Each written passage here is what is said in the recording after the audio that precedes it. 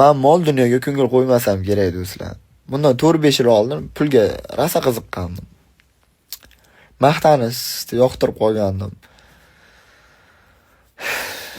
Yolg'izlik, pulsizlik, ochlik, to'qlik, devor mushlab yig'lagan kechalarim.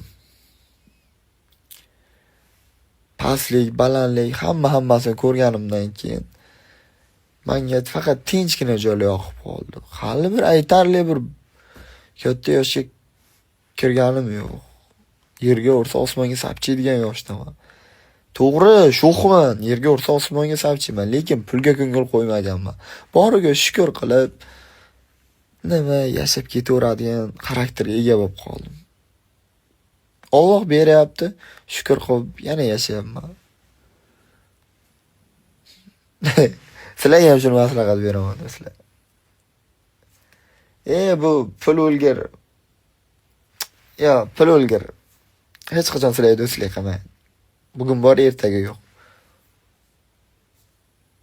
Oddiy o'tda yonuvchi, suvda cho'kuvchi, salgina qattiqroq tortsang yirtiluvchi narsaga ko'ngil qo'ymaylar. Do'stlar, Allohga ishoninglar. Doimo har qanday vaziyatga o'zlaringizga ishongan holda tayyor turinglar. Eng muhim mana shu.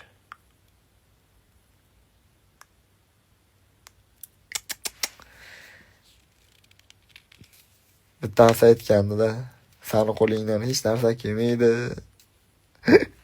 Men bitta kulbada yotib, ko'chaga chiqsam odamlar men bilan rasm tushyapti.